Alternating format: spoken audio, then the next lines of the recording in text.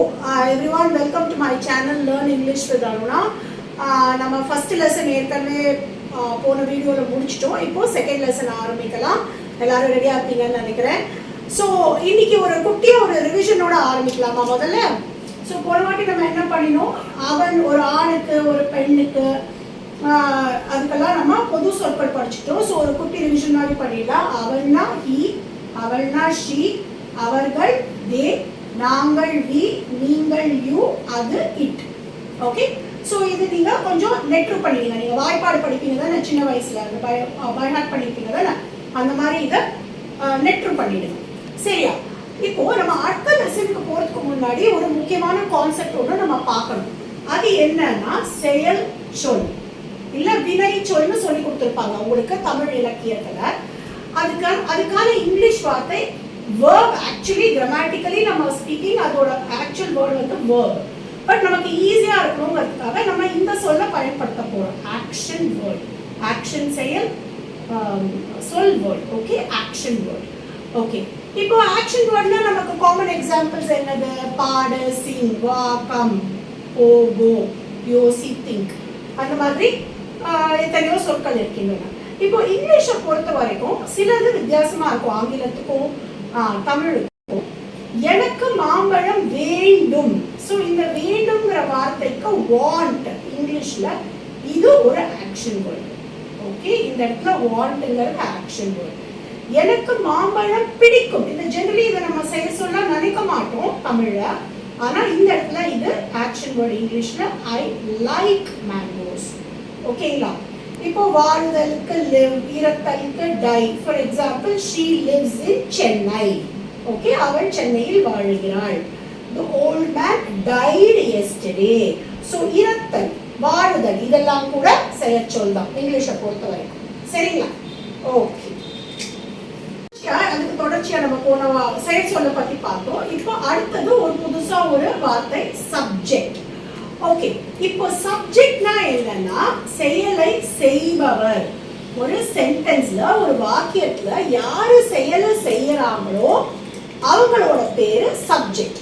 இப்ப நம்ம அவன், அவள், அவர்கள் அதெல்லாம் படிச்சோம்னா நம்ம இப்ப பாருங்க, அவள் விளையாடுகிறாள். he plays. இது செயற்சொல், கரெக்ட், ஆக்ஷன் வேர்ட். ரைட்? இப்போ நீங்க பாருங்க, அந்த அவன்கிற வார்த்தை he சப்ஜெக்ட்க்கு முன்னாடி வருதா? ஏன்னா அவங்க செயலை செய்யறாங்க. கரெக்டா?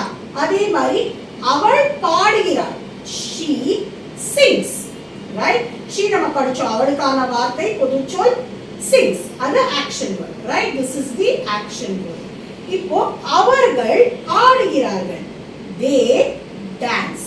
ரைட்? இது பொதுச்சொல், நம்ம போன வாட்டி படிச்சோம், அது டான்ஸ். சோ இந்த சென்டென்ஸ்ல இங்க யாரு செயலை செய்யறாங்களோ அவங்க தான் சப்ஜெக்ட்.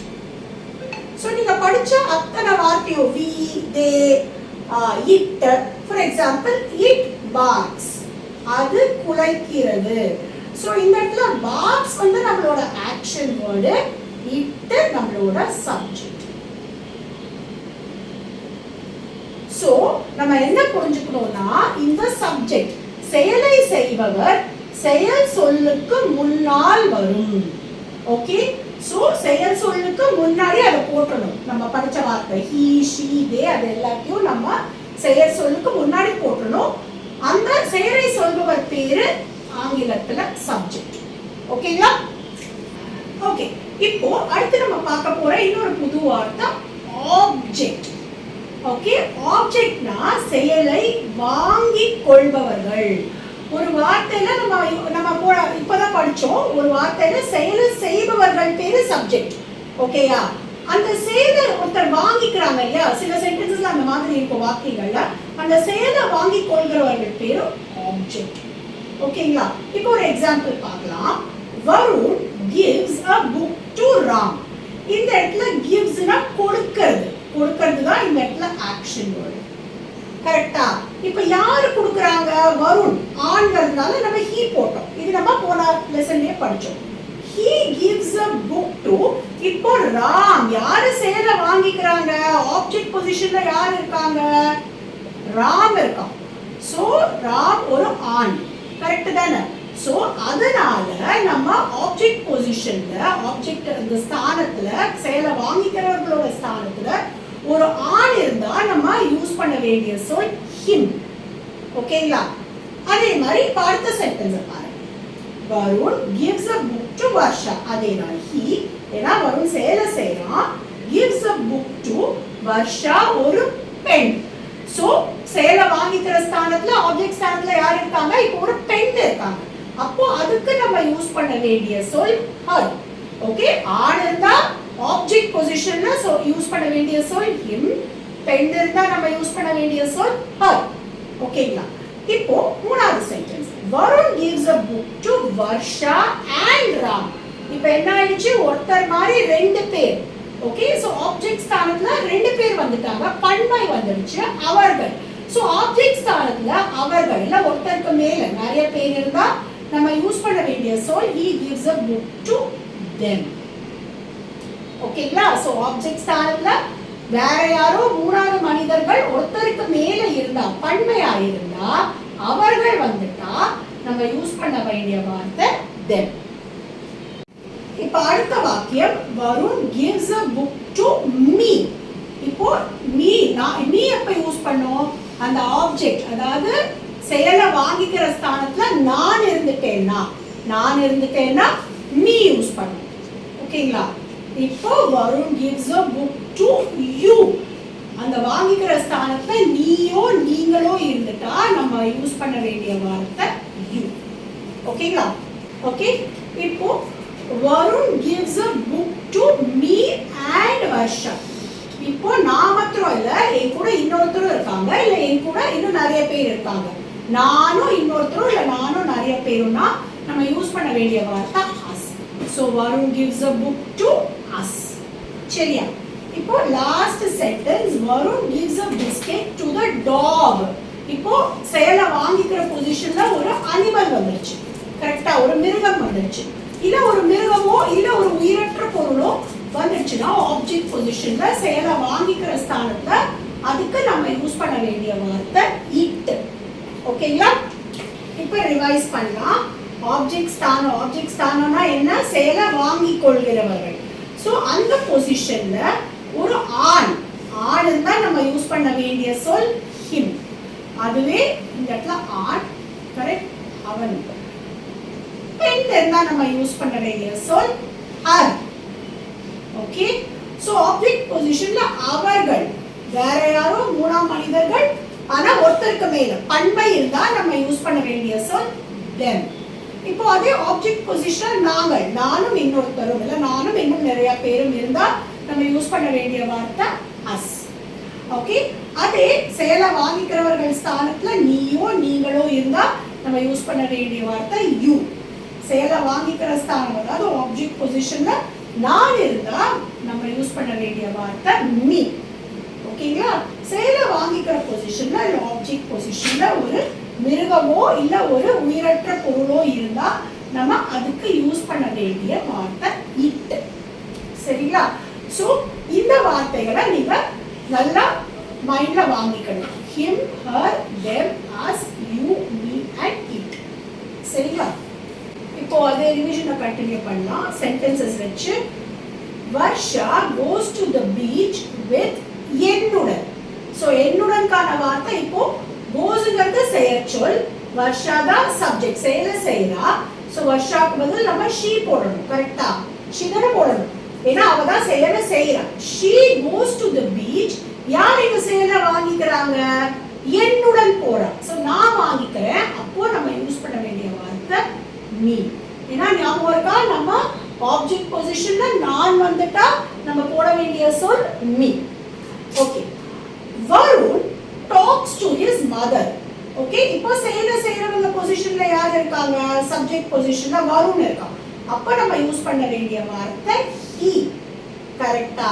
he talks. talk தான் இந்த இடத்துல ஆக்ஷன் வேர்ட், செயற்சொல். யார் ஆக்ஷன் வாங்கிக்கிறாங்க? his mother. ஓகே, மதர் ஒரு பெண்ணுங்கிறதுனால நம்ம யூஸ் பண்ண வேண்டிய சொல் her. ஓகே, இப்போ Varun and Varsha talk to their father. இப்போ செயலை யாரு செய்றாங்க? வருண் and Varsha ரெண்டு பேர் வந்துட்டாங்க. செய்யற பொசிஷன் சப்ஜெக்ட் பொசிஷன், அதனால நம்ம யூஸ் பண்ண வேண்டிய வார்த்தை they. they இது action word to their father. So father ஒரு ஆணுங்கிறதுனால இந்த ஆப்ஜெக்ட் பொசிஷன்ல நம்ம யூஸ் பண்ண வேண்டிய வார்த்தை him. இப்போ நாலாவது வாக்கியம் I and Varun play with the dog. Okay, இப்போ செயலை செய்யறவங்க யாரு? நானும் வருணும். ஓகே, நாங்கள் வந்துட்டோம். ஸோ நம்ம யூஸ் பண்ண வேண்டிய வார்த்தை we. ஸோ play தான் நம்மளோட செயற்சொல், ஆக்ஷன் வேர்ட். செயலை யாரு வாங்கிக்கிறாங்க? ஒரு மிருகம். ஸோ ஆப்ஜெக்ட் பொசிஷன்ல the dog இருக்கு. ஸோ நம்ம யூஸ் பண்ண வேண்டிய வார்த்தை eat. ஓகேங்களா? The dog plays with me அல்லது நீங்கள். இப்போ the dog தான் வேலையை செய்யுது, அதுதான் செயலை செய்யுது, plays. கரெக்ட், இதுதான் action word. Okay, so the dog பதில் நம்ம யூஸ் பண்ண வேண்டிய வார்த்தை eat. It plays with me அல்லது நீங்களுக்கு நம்ம ஆப்ஜெக்ட் பொசிஷன்ல, ஏன்னா செயலை வாங்கிக்கிற பொசிஷன்ல நீயும் நீங்களும் இருக்கும், அதனால நம்ம யூஸ் பண்ண வேண்டிய வார்த்தை you.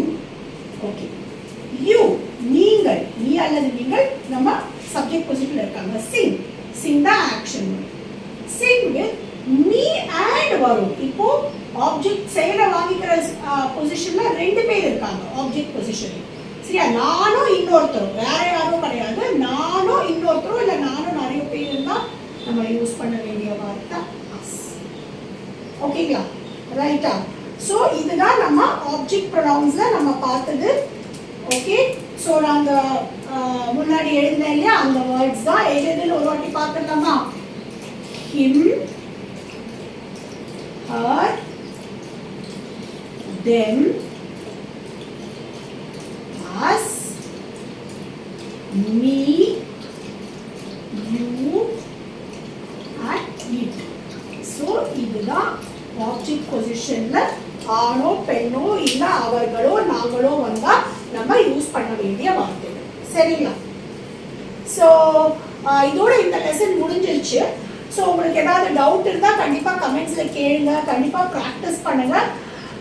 நம்ம அடுத்த லெசன்ல பார்க்கலாம். Please like, share and subscribe. உங்களுக்கு சஜஷன்ஸ் இருந்தால், ஃபீட்பேக் இருந்தால் கமெண்ட் பாக்ஸில் கண்டிப்பாக என் கூட அதை ஷேர் பண்ணிக்கோங்க. Hope to see you in the next lesson. Thank you very much.